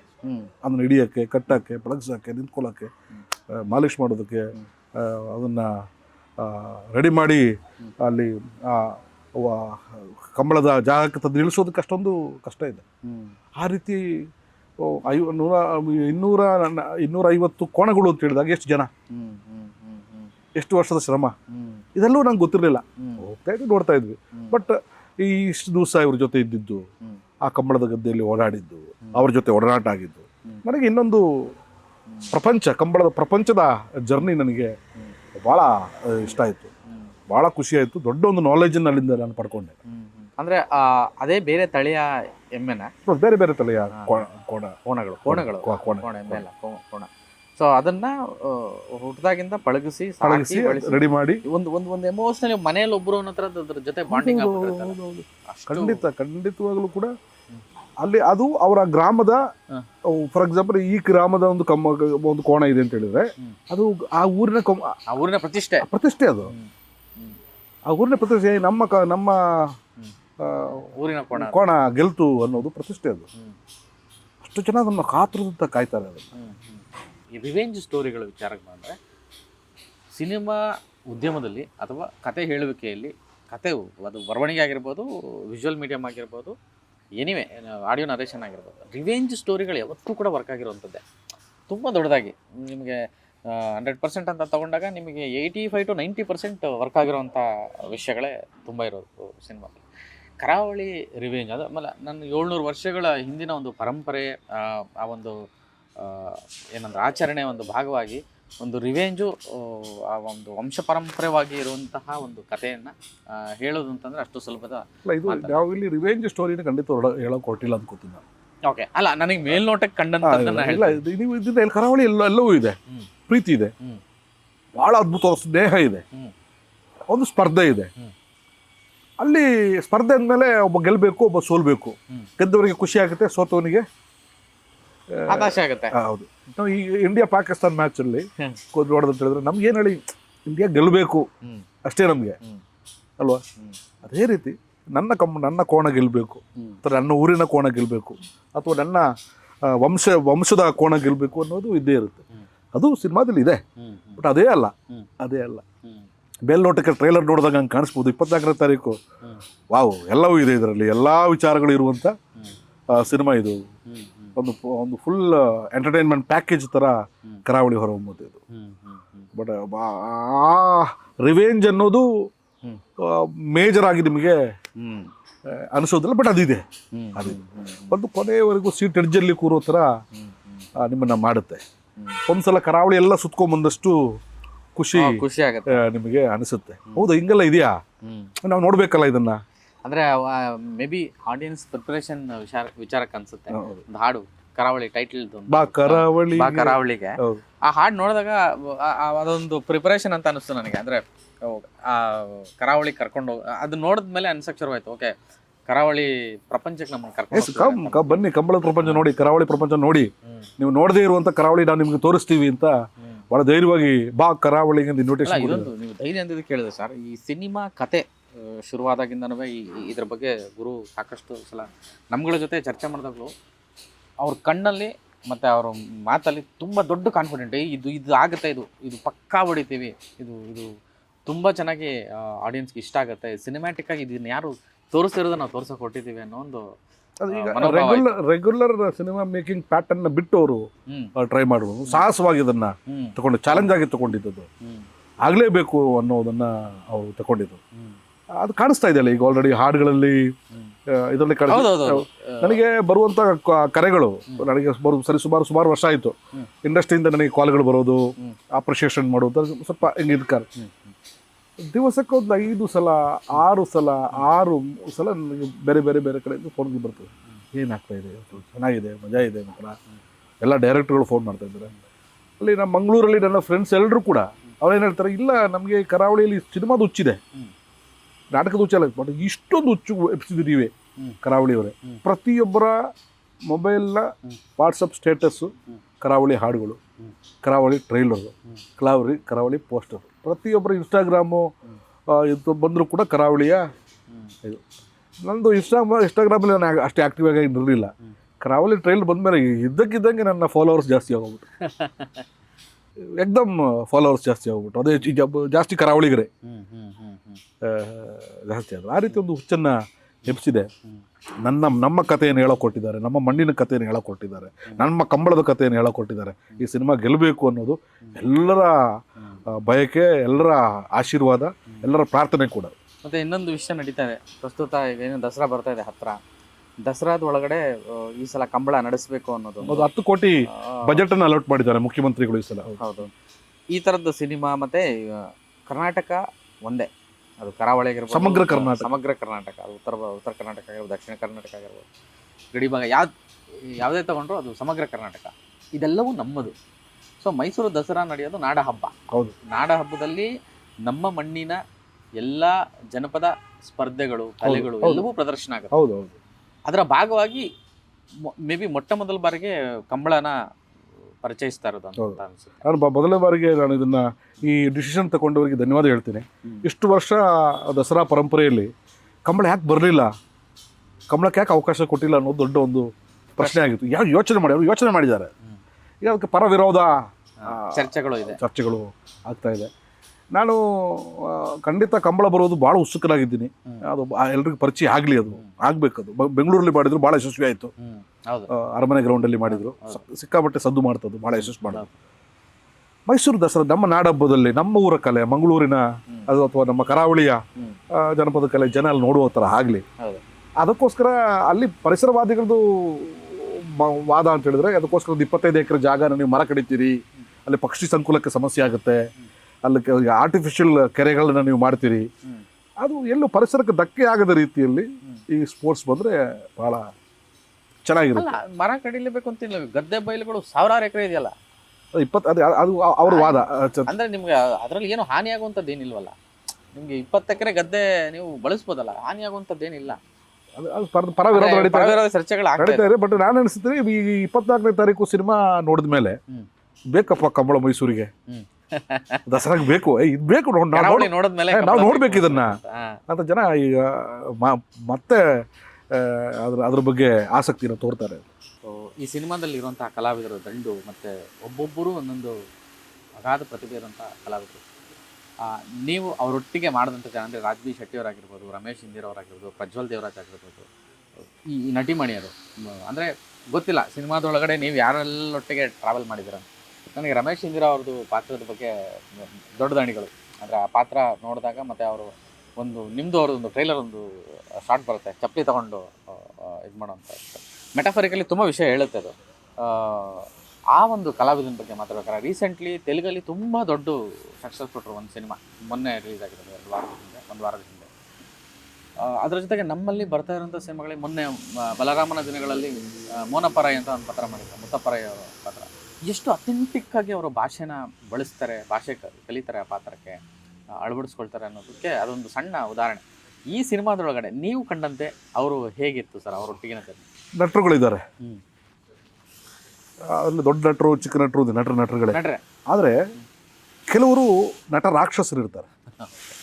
ರಮೇಶ್ ಇಂದ್ರ ಅವ್ರನ್ನ ನಟರ ಸಾಲಿಗೆ ಹಾಕಿದರೆ ತಪ್ಪಾಗಿತ್ತು, ನಟ ರಾಕ್ಷಸರ ಸಾಲಿಗೆ ಹಾಕೋದು. ಅಂದರೆ ಒಂದು ಪರಿಪೂರ್ಣವಾದಂಥ ಒಬ್ಬ ಕಲಾವಿದ, ಆ ಪಾತ್ರಕ್ಕೋಸ್ಕರ ತನ್ನನ್ನು ಸಿದ್ಧ ಮಾಡುವಂಥ ಕಲಾವಿದ, ತಾನೊಬ್ಬ ನಿರ್ದೇಶಕನಾಗಿ, ತಾನೊಬ್ಬ ನಿರ್ಮಾಪಕನಾಗಿ ಆ ಪಾತ್ರಕ್ಕೆ ಏನನ್ನು ಕೊಡಬೇಕು ಅನ್ನೋದು ಪರಿಜ್ಞಾನ ಇರುವಂಥ ಒಬ್ಬ ಡೆಡಿಕೇಟೆಡ್ ಆರ್ಟಿಸ್ಟು.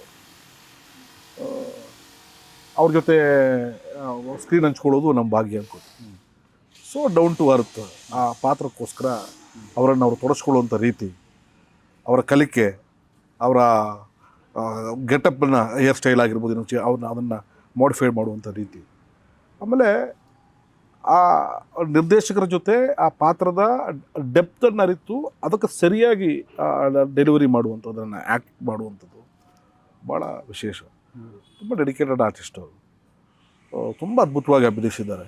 ಅವ್ರ ಜೊತೆ ನಮ್ಮದು ಕಾಂಬಿನೇಷನ್ಸ್ಗಳು ಬರ್ತಾಯಿದೆ ಈಗ. ಇದು ಕರಾವಳಿ ಆದಮೇಲೆ ನಾನು ನಿರ್ದೇಶಕರಿಗೆ ನಮ್ಮ ಪಿ ಸಿ ಶೇಖರ್ ಅವರಿಗೆ ಹೇಳಿ, ಸರ್ ರಮೇಶ್ ಇಂದ್ರ ಅವ್ರನ್ನ ಬಳಸ್ಕೊಳ್ಳಿ ಅಂತೇಳಿ ಒಂದು ವಿಶೇಷವಾದ ಪಾತ್ರ ನಾನೇ ಸಜೆಸ್ಟ್ ಮಾಡಿ ಅವ್ರನ್ನ ವೆರಿ ಗುಡ್. ಅಲ್ಲಿಗೆ ತಂದೆ. ಅವರು ಬ್ಯುಸಿ ಇದ್ದರೂ ಕೂಡ ಅದಕ್ಕೆ ಡೆಡಿಕೇಟ್ ಮಾಡಿ ಬಂದರು. ಅಲ್ಲೂ ಕೂಡ ನಮ್ಮಿಬ್ಬರು ಕಾಂಬಿನೇಷನ್ ಭಾಳ ಚೆನ್ನಾಗಿ ಇದೆ. ನನಗೆ ಭಾಳ ಇಷ್ಟದ ನಟ, ಭಾಳ ಇಷ್ಟದ ನಿರ್ದೇಶಕ, ನನಗೆ ಇಷ್ಟವಾದ ಒಬ್ಬ ಟೆಕ್ನಿಷಿಯನ್ ರಮೇಶ್ ಇಂದ್ರ ಅವರು. ಈ ಪಾತ್ರದಲ್ಲಿ ಈ ಕರಾವಳಿಯಲ್ಲಿ ಅವ್ರ ಇರುವಿಕೆ ಒಂದು ತೂಕವನ್ನು ಜಾಸ್ತಿ ಮಾಡಿದೆ. ಈ ಸಿನಿಮಾದಲ್ಲಿ ಸಾಕಷ್ಟು ಜನ ನಿರ್ಮಾಪಕರು, ನಿರ್ದೇಶಕರುಗಳು, ಬಹುಮುಖ ಪ್ರತಿಭೆಗಳಿದ್ದಾರೆ. ಇದ್ದಾರೆ ಒಂದ್ ಕಡೆ ರಾಜ್ ಬಿ ಶೆಟ್ಟಿ ಅವರು, ಇನ್ನೊಂದ್ ಕಡೆ ಇವರು, ನೀವು. ನಾವು ಹೌದೌದು. ಅಂದ್ರೆ ಎಲ್ಲರೂ ಕೂಡ ಸಿನಿಮಾದ ಎಲ್ಲಾ ವಿಭಾಗಗಳಲ್ಲೂ ತೊಡಗಿಸ್ಕೊಂಡಂತಹ ಒಬ್ಬ ಟೆಕ್ನಿಷಿಯನ್ಸ್ಗೆ ಒಬ್ಬ ಆ ಸಿನಿಮಾದ ಕಷ್ಟ ಅರ್ಥ ಆಗುತ್ತೆ. ಹೌದು, ಸಿನಿಮಾದ ಕಷ್ಟ ಅವರಿಗೆ ಅರ್ಥ ಆಗುತ್ತೆ. ಆಗ ನಮಗೆ ಕಂಫರ್ಟ್ ಝೋನ್ನ ಬಿಟ್ಟು ನಾವು ಮುಂದೆ ಬರೋದಕ್ಕೆ ಈಸಿ ಆಗುತ್ತೆ. ನಾನು ನಿರ್ಮಾಪಕನಾಗಿದ್ದರೆ ಮಳೆ ಬರ್ತಾ ಇದೆಯಲ್ಲ, ಶೂಟಿಂಗ್ ಆಗ್ತಾಯಿದ್ರೆ ಎಷ್ಟು ದುಡ್ಡು ಖರ್ಚು ಅನ್ನೋದು ನಿರ್ಮಾಪಕರಿಗೆ ಎಷ್ಟು ನೋವಿರುತ್ತೋ, ಒಬ್ಬ ಟೆಕ್ನಿಷಿಯನ್ ಕಲಾವಿದನಿಗೆ ಆ ನೋವು ಇದ್ದೇ ಇರುತ್ತೆ. ಹಾಗಾಗಿ ನಾವು ಲೇಟ್ ಆದರೂ, ಮಳೆ ಬಂದರು, ಬಿಸಿಲು ಬಂದರು, ಅಥವಾ ಬೇಗ ಬಂದರೂ ಕೂಡ ನಾವು ಅದರಲ್ಲಿ ಕಾಂಪ್ರಮೈಸೇ ಆಗೋದಿಲ್ಲ. We dedicate our self. Raj B Shetty ಅವರು ಮಹಾಬಲನ್ ಜೊತೆಗೆ ಮಹಾವೀರ ಬಂದಾಗ ಅದು ಇದೆಯಾ ಏನಾದರೂ ಒಂದು ಸಿನಿಮಾದೊಳಗಡೆ? ಇದೆ. ಅದನ್ನ ಅಂದ್ರೆ ಅವರೊಟ್ಟಿಗೆ ಒಂದು ಪಯಣ ಅಂದ್ರೆ ಫಸ್ಟ್ ಟೈಮಾ ಸರ್ ನೀವು? ರಾಮ್ ಶೆಟ್ಟರ್ ಜೊತೆ ಎರಡನೇ ಸಿನಿಮಾ ನಾನು ಇದರಲ್ಲಿ ಮಾಡಿದ್ದೆ, ಲ್ಯಾಂಡ್ ಲಾರ್ಡಲ್ಲಿ ಮಾಡಿದ್ದೆ ಅವ್ರ ಜೊತೆ ಮಾಡಿಸಿದ್ದೆ. ಭಾಳ ಅದ್ಭುತವಾದ ನಟ. ಆದರೆ ಎಲ್ಲರನ್ನು ಭಾಳ ಕಂಫರ್ಟ್ ಝೋನಿಗೆ ತಗೊಂಡ್ಬರ್ತಾರೆ ಅವರು. ಕ್ಯಾರವನಲ್ಲಿ ಕೂತ್ಕೊಳ್ಳೋದು ಸಿನಿಮಾ ಬಿಟ್ಟು ಬೇರೆ ಏನು ಮಾತಾಡೋದೇ ಇಲ್ಲ. ರೂಮರ್ಸು, ಅದು ಇದು, ಪೊಲಿಟಿಕ್ಸ್ ಅದೆಲ್ಲ ಇಲ್ವೇ ಇಲ್ಲ. ನಥಿಂಗ್. ಸಿನಿಮಾ ಭಾಳ ಸಿನಿಮಾ ಸಹ ಇರುವಂಥ ವ್ಯಕ್ತಿ. ನನಗೆ ತುಂಬ ಇನ್ಪುಟ್ಸನ್ನು ಕೊಡ್ತಾರೆ. ಆಮೇಲೆ ನಮ್ಮನ್ನು ಕೇಳ್ತಾರೆ, ನಾನು ಮಾಡ್ತಾ ಇರೋದು ಕರೆಕ್ಟಾ, ಇನ್ನೇನಾದ್ರು ಮಾಡ್ಕೋಬೋದಾ, ಅದು ಕೇಳ ಆ ಫ್ರೀಡಮನ್ನು ಕೊಡ್ತಾರೆ. ಶೆಟ್ಟಿರೋ ಜಾಗದಲ್ಲಿ ಭಾಳ ಒಂದು ಕಂಫರ್ಟ್ ಝೋನ್ ಎಲ್ಲರನ್ನ ಕ್ರಿಯೇಟ್ ಮಾಡ್ತಾರೆ. ಭಾಳ ಸಪೋರ್ಟ್ ಆಗಿದ್ದಾರೆ ನನಗೆ ಈ ಇದರಲ್ಲಿ. ಒಂದು ವಿಶೇಷವಾಗಿ ಡಬ್ಬಿಂಗಲ್ಲಿ ನನಗೆ ಅವರೇ ಒಬ್ಬ ನಿಂತು ನನ್ನ ಕೆಲವು ಸಮಸ್ಯೆಗಳನ್ನೆಲ್ಲ, ಭಾಷೆಯಲ್ಲಿರೋ ಸಮಸ್ಯೆಗಳೆಲ್ಲ ಸರಿ ಮಾಡಿ ನನಗೆ ಡಬ್ಬಿಂಗ್ ವಿಚಾರ ತುಂಬ ನನಗೆ ಹೆಲ್ಪ್ ಮಾಡಿದ್ದಾರೆ. ಆಮೇಲೆ ತುಂಬ ಹಾರ್ಟ್ಲಿ ವಿಶ್ ಮಾಡಿದ್ದಾರೆ. ಈ ಸಿನಿಮಾದಿಂದ ಮಿತ್ರವ್ರಿಗೆ ತುಂಬ ದೊಡ್ಡ ಹೆಸರಾಗಬೇಕು ಅಂತ ಹಾರ್ಟ್ಲಿ ಅವರು ವಿಶ್ ಮಾಡ್ತಾರೆ. ಒಳ್ಳೇದಾಗುತ್ತೆ ಅನ್ನೋದನ್ನು ಅವರು ಹೇಳ್ತಾ ಇರ್ತಾರೆ. So wonderful actor, wonderful director, wonderful visionary, cinema ಸಹ ಇರುವಂಥವ್ರು. ನಮ್ಮ ಕನ್ನಡ ಸಿನಿಮಾ ಇದಕ್ಕೆ ಅವ್ರ ದೊಡ್ಡ ಒಂದು ಆಸ್ತಿ ಅನ್ನೋದು ನಮಗೆ. ಆಗಲೇ ಹೇಳ್ದಂಗೆ ಪ್ರಜ್ವಲ್ ಅವರು ವೃತ್ತಿ ಬದುಕಲ್ಲೇ ಇದು ವಿಶೇಷ. ಹೌದು. ಇನ್ನು ಪ್ರಜ್ವಲ್ ಅವರ ವಿಚಾರಕ್ಕೆ ಬಂದರೆ, ಪ್ರಜ್ವಲ್ ಅವರು ನನಗೆ ತುಂಬ ಹತ್ತಿರದ ಸ್ನೇಹಿತ. ಸಿನಿಮಾ ಅವ್ರ ಜೊತೆ ಜಂಬೂ ಸವಾರಿ ಅನ್ನೋ ಸಿನಿಮಾದಲ್ಲಿ ಥ್ರೂ ಔಟ್ ಸಿನಿಮಾ ನಾನು ಹೇಳ್ತೀನಿ. ಅವ್ರ ಪ್ರೊಡಕ್ಷನಲ್ಲಿ ಒಂದು ಗೆಸ್ಟ್ ಅಪಿಯರೆನ್ಸಲ್ಲಿ ನಾನು ಅಭಿನಯಿಸ್ತೀನಿ. ದೇವರಾಜ್ ಸರ್ ನನಗೆ ಈಗ ಅಲ್ಲ, ನಾನು ಸಿನಿಮಾ ಇಂಡಸ್ಟ್ರಿಗೆ ಬರೋದಕ್ಕೂ ಮುಂಚೆ ನನ್ನನ್ನು ರಂಗಭೂಮಿಯಲ್ಲಿ ನೋಡಿದಂಥವ್ರು, ನನ್ನ ಅಪ್ರಿಷಿಯೇಟ್ ಮಾಡಿದಂಥವ್ರು. ನಮಗೆ ಒಂದು ಒಳ್ಳೆ ಸ್ನೇಹ ಇದೆ, ಅವ್ರ ಫ್ಯಾಮಿಲಿಯಲ್ಲಿ ಒಂದು ಸ್ನೇಹ ಇದೆ. ನನ್ನನ್ನು ಭಾಳ ಪ್ರೀತಿಯಿಂದ ತುಂಬ ರೆಸ್ಪೆಕ್ಟ್ಫುಲ್ ಆಗಿ ನೋಡ್ಕೋತಾರೆ. ಅವ್ರು ಎಷ್ಟೇ ಬ್ಯುಸಿ ಇದ್ರೂ ಕೂಡ ಓಡ್ಬೋದು, ನನ್ನ ಮಾತಾಡಿಸ್ತಾರೆ. ಶೂಟಿಂಗ್ ಮುಗಿದ ತಕ್ಷಣ ಎಲ್ಲಿ ನಾವು ಸಂಜೆ ಅನ್ನೋದು ನಾವು ಫಿಕ್ಸ್ ಆಗಿರುತ್ತೆ. ಶೂಟಿಂಗ್ ಮುಗಿದ ಮೇಲೆ ನಾನೇ ಒಂಥರ ನಮ್ಮ ಅರ್ಭಟಗಳೇ ಬೇರೆ ಇರುತ್ತೆ. ಆಮೇಲೆ ಈ ಪಾತ್ರಕ್ಕೋಸ್ಕರ ಅವ್ರನ್ನವರು ತೊಡಗಿಸ್ಕೊಂಡಿದ್ದಾರೆ, ತುಂಬ ಡೆಡಿಕೇಟ್ ಮಾಡಿದ್ದಾರೆ. ತುಂಬ ನಾನು ಹೇಳಿಲ್ವಾ, ಪ್ರಜ್ವಲ್ ಅವರ ವೃತ್ತಿ ಬದುಕಿನ ಭಾಳ ವಿಶೇಷವಾದ ಸಿನಿಮಾ ಇದೆ. ಅದಕ್ಕೋಸ್ಕರ ಡೆಡಿಕೇಶನ್ ಅವರು ಮಾಡಿದ್ದಾರೆ. ಅವರು ಸಂಪದ, ಗೋವಿಂದೇಗೌಡರು, ಜಿಜಿ, ಆಮೇಲೆ ನಿರಂಜನ್, ಇವರೆಲ್ಲರೂ ಕೂಡ ನಮಗೆ ಭಾಳ ಪೂರಕವಾಗಿ ಈ ಸಿನಿಮಾಗೆ ನಿಂತ್ಕೊಂಡಿದ್ದಾರೆ. ಇಷ್ಟು ತುಂಬ ದಿವಸಗಳ ಕಾಲ, ಅಂದರೆ ಲಾಂಗ್ ಡೇಸ್, ಒಂದು 46 ದಿವಸ 47 ದಿವಸ ಅವ್ರ ಜೊತೆ ಕಾಲ ಕಳೆದಿದ್ದು ಭಾಳ ವಿಶೇಷ. ಅದು ಮಂಗಳೂರಲ್ಲಿ ಕಳೆದಿದ್ದು ಇನ್ನೂ ವಿಶೇಷ. ಒಂದು ಇಡೀ ವೃತ್ತಿ ಬದುಕಲ್ಲಿ 150ವರೆಗೂ ಸಿನಿಮಾಗಳನ್ನು ಮಾಡಿರುವಂಥ ಒಬ್ಬ ನಟ ನೀವು. ಸೊ ನಿಮ್ಮ ಒಂದು ಪಾತ್ರಕ್ಕೆ ಅಂದರೆ ರಾಗ ಎಲ್ಲ ಬಂದಾಗ ತುಂಬ ದೊಡ್ಡ ಅಪ್ರಿಷಿಯೇಷನ್ಸು, ಆ ಸಾಹಸ ತುಂಬ ದೊಡ್ಡದಾಗಿತ್ತು. ನಟನಾಗಿ ಈ ಒಂದು ಪಾತ್ರದ ಬಗ್ಗೆ, ಅಂದರೆ ಇನ್ನೂ ಸಿನಿಮಾ ರಿಲೀಸ್ ಆಗಿಲ್ಲ, ಬಟ್ ಸಿನಿಮಾ ತಂಡದೊಳಗಡೆ ಸುತ್ತಮುತ್ತ ನಿಮ್ಮ ಪಾತ್ರಕ್ಕೂ ಅಷ್ಟೇ ದೊಡ್ಡ ಅಪ್ರಿಷಿಯೇಷನ್ ಇದೆ, ತುಂಬ ದೊಡ್ಡ ಹೆಸರು ಆಗುತ್ತೆ ಅನ್ನೋ ಒಂದಿದೆ. ವೈಯಕ್ತಿಕವಾಗಿ ನಿಮಗೆ ಅಂದರೆ ತಾಳೆ ಹಾಕೋದು ಅಂತಲ್ಲ, ಈ ಒಂದು ಪಾತ್ರ ಹೇಗೆ ಸರ್? ನಾನು ಕಾಯ್ತಾ ಇದ್ದೀನಿ. ಯಾಕಂದರೆ ಒಬ್ಬ ಕಲಾವಿದನಿಗೆ ಅಪ್ರಿಷಿಯೇಷನ್ನು ಭಾಳ ಬೇಕಾಗುತ್ತೆ. ಜೊತೆಗೆ ಅಂದರೆ ಒಂದು ಕಮರ್ಷಿಯಲ್ ಆಗಿ ಸಿನಿಮಾ ಹಿಟ್ ಆದಾಗ ಅವ್ರಿಗೆ ಸಿಕ್ಕುವಂಥ ಒಂದು ರೆಸ್ಪೆಕ್ಟು, ಆಮೇಲೆ ಅವ್ರಿಗೆ ಸಿಕ್ಕುವಂಥ ಅವಕಾಶಗಳು ಬೇರೆ. ಅದಕ್ಕೋಸ್ಕರ ಭಾಳ ಬಕಪಕ್ಷಿ ಥರ ಕಾಯ್ತಾ ಇದ್ದೀನಿ ನಾನು. ಒಂದು ತಪಸ್ಸಿನ ರೀತಿಯಲ್ಲಿ ಸಿನಿಮಾನ ಮಾಡಿದ್ದೀನಿ. ನನ್ನ ಡೆಡಿಕೇಶನ್ ನಾನು ತಂಡಕ್ಕೆ, ಕರಾವಳಿಗೆ ಸಮರ್ಪಣೆ ಮಾಡಿದ್ದೀನಿ. ಇದರಿಂದ ಒಳ್ಳೇದಾಗುತ್ತೆ, ಇಡೀ ತಂಡಕ್ಕೆ ಒಳ್ಳೇದಾಗುತ್ತೆ, ಗುರುದತ್ ಗಾಣಿಗವರಿಗೆ ಒಳ್ಳೇದಾಗುತ್ತೆ, ಇದರಲ್ಲಿ ಅಭಿನಯಿಸಿದ ಎಲ್ಲ ಕಲಾವಿದರಿಗೆ ಒಳ್ಳೇದಾಗುತ್ತೆ ಅನ್ನೋದು ಒಂದು ವಿಶ್ವಾಸ. 24ರ ನಂತರ ಜನರು ಏನು ನಮಗೆ ತೀರ್ಪು ಕೊಡ್ತಾರೋ ಅದೇ. ಭಾಳ ಉತ್ಸುಕನಾಗಿದ್ದೀನಿ, ಪಾತ್ರದ ಬಗ್ಗೆ ಭಾಳ ಉತ್ಸುಕನಾಗಿದ್ದೀನಿ. ಪ್ರಸ್ತುತ ಉದ್ಯಮದ ಬಗ್ಗೆ ಅಥವಾ ಉದ್ಯಮದಲ್ಲಿ ಬರ್ತಿರುವಂಥ ಸಿನಿಮಾಗಳ ಬಗ್ಗೆ, ಪರಿಸ್ಥಿತಿಯ ಬಗ್ಗೆ ಅವಲೋಕಿಸೋ ಥರದ್ದಾದರೆ ಕರಾವಳಿ ಬರ್ತಾ ಇದೆ. ಸೊ ಯಾವ ರೀತಿ ತಯಾರಿ ಆಗಿದೆ ಅಂತ ಜನರನ್ನ ಮಾರ್ಕೆಟಿಂಗ್, ಒಂದು ಫಾಲ್ಸ್ ಮಾರ್ಕೆಟಿಂಗ್ ಮಾಡಿ ಚಿತ್ರಮಂದಿರಕ್ಕೆ ಜನರನ್ನು ಕರೀತಾರೆ. ಅವ್ರು ನಿರಾಶೆ ಆದಾಗ, ಒಂದು ಸಿನಿಮಾ ನಿರಾಶೆ ಆದಾಗ 10 ಸಿನಿಮಾ ಅವ್ರು ನೋಡೋದಿಲ್ಲ. ಒಂದು ರಾಂಗ್ ಪಬ್ಲಿಸಿಟಿ ಆಗ್ತಾಯಿದೆ. ಇಲ್ಲಿ ನನಗನ್ನಿಸ್ತಾ ಇರೋದು ಈ ಪ್ಯಾನ್ ಇಂಡಿಯಾ ಸಂಸ್ಕೃತಿಗೆ ಹೋಗಿ ಒಂದು ಖರ್ಚು ವೆಚ್ಚ ಜಾಸ್ತಿ ಮಾಡ್ಕೋತಾ ಇದ್ದಾರೆ ನಿರ್ಮಾಪಕರು. ಜೊತೆಗಾಗಿ ನಮ್ಮ ನೆಲದ ಕಥೆಯನ್ನು, ನಮ್ಮ ಮಣ್ಣಿನ ಕಥೆಗಳನ್ನು ಹೇಳುವಂಥ ಪ್ರಯತ್ನವನ್ನು ಬಿಟ್ಟಿದ್ದಾರೆ ಅನ್ನೋದು ನನಗೆ ಇದು. ಆಮೇಲೆ ಪ್ರಾಮಾಣಿಕವಾಗಿ ನಾವು ಪ್ರಯತ್ನ ಪಟ್ಟಾಗ, ಪ್ರಾಮಾಣಿಕವಾಗಿ ನಮ್ಮ ಮಣ್ಣಿನ ಕಥೆಗಳನ್ನು ಜನರಿಗೆ ಹೇಳೋಕೆ ಹೊರಟಾಗ ನಾವೆಲ್ಲೂ ಸೋತಿಲ್ಲ. ಹೌದು, ನೋಡಿ, ಇತಿಹಾಸ ಎಲ್ಲೂ ನಾವು ಸೋತಂಥ ಉದಾಹರಣೆ ಇಲ್ಲ. ಪ್ಯಾನ್ ಇಂಡಿಯಾ ಮಾಡಿದ ತಕ್ಷಣ ನಮಗೆ ತಮಿಳಿಂದ ಒಬ್ಬ ವಿಲನ್ ಬೇಕು, ಹಿಂದಿಯಿಂದ ಒಬ್ಬ ಐಟಮ್ ಡ್ಯಾನ್ಸರ್ ಬೇಕು, ಮಲಯಾಳಮಿಂದ ಒಬ್ಬ ಪೋಷಕ ನಟ ಬೇಕು ಅಂತ ಹೇಳಿದ್ರೆ ಅಲ್ಲೇ ಖರ್ಚು ವೆಚ್ಚ ಜಾಸ್ತಿ ಆಗ್ತದೆ. ಈಗ ಕಂಬಳದಲ್ಲಿ ನಾವೊಂದು ಸಂಜಯ್ ದತ್ತನ್ನು ಕರ್ಕೊಂಡ್ಬಂದ್ಬಿಟ್ಟು ನಾವು ಕಂಬಳ ಓಡಿಸಿದ್ರೆ ಸಂಜಯ್ ದತ್ತಿಗೆ ಕಂಬಳದ ಬಗ್ಗೆ ಗೊತ್ತಾ? ನಮ್ಮ ಕಲೆ, ನಮ್ಮ ಭಾವನೆ, ನಮ್ಮ ಭಾಷೆ ಗೊತ್ತಿರುವಂಥ ಕಲಾವಿದರು ಇದ್ದಾಗ ಜನ ಅದನ್ನು ನೋಡ್ತಾರೆ. ನಾನು ಯಾವುದೋ ಒಂದು ಟಾರ್ಗೆಟ್ ಮಾಡಿ ಮಾತಾಡ್ತಾ ಇಲ್ಲ. ಇಲ್ಲಿ ನಮಗೆ ಅಗತ್ಯ ಇರುವಂಥದ್ದು ನಮ್ಮ ಮಣ್ಣಿನ ಕಥೆಯನ್ನು ಪ್ರಾಮಾಣಿಕವಾಗಿ ಹೇಳುವಂಥ ಪ್ರಯತ್ನ ಆಗಬೇಕು ಅಂತ ಹೇಳಿದ್ರೆ ಒಳ್ಳೆ ರೈಟರ್ಸ್ ಬರಬೇಕು. ಒಳ್ಳೆ ರೈಟರ್ಸ್ ಬರಬೇಕು ಅಂತ ಹೇಳಿದ್ರೆ ನಿರ್ಮಾಪಕರು ಹೀರೋಗೆ ಹೀರೋಯಿನ್ಗೆ ಖರ್ಚು ಮಾಡೋ ರೀತಿಯಲ್ಲಿ ರೈಟರ್ಸಿಗೆ ಅವಕಾಶವನ್ನು ಕೊಡಬೇಕು. ಅವರು ಸಿನಿಮಾದ ಜೀವಾಳ.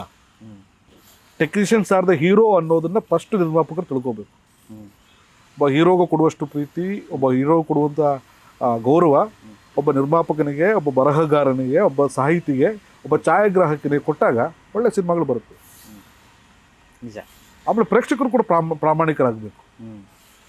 ಕನ್ನಡ ಮಲಯಾಳಂ ಸಿನಿಮಾ ಹಂಗಿದೆ, ತೆಲುಗು ಸಿನಿಮಾ ಹಿಂಗೆ ಬಂದಿದೆ ಅಂತ ಹೇಳುವಂಥವ್ರು ನಾವು. ನಮ್ಮ ಸಿನಿಮಾ ಹಿಂಗಿದೆ, ಬರಲಿ ಆಮೇಲೆ ನೋಡೋಣ, ನಾವು OTTಲಿ ನೋಡ್ಬಿಡೋಣ, ಟಿ ವಿಲಿ ಬಂದ್ಬಿಡುತ್ತೆ ಅನ್ನೋದು, ಮೊಬೈಲಲ್ಲಿ ನೋಡ್ಬಿಡೋಣ. ಈ ಕರಾವಳಿ ಅಂತ ಸಿನಿಮಾ ನೀವು ಮೊಬೈಲಲ್ಲೇ OTTಲಿ ನೋಡಿದಾಗ ಮಜಾ ಸಿಗೋಕ್ಕೆ ಸಾಧ್ಯ ಇಲ್ವೇ ಇಲ್ಲ. ಆ ಗ್ರ್ಯಾಂಡಿಯರ್ ನಿಮಗೆ ಕಾಣಿಸೋಕ್ಕೆ ಸಾಧ್ಯ ಇಲ್ಲ.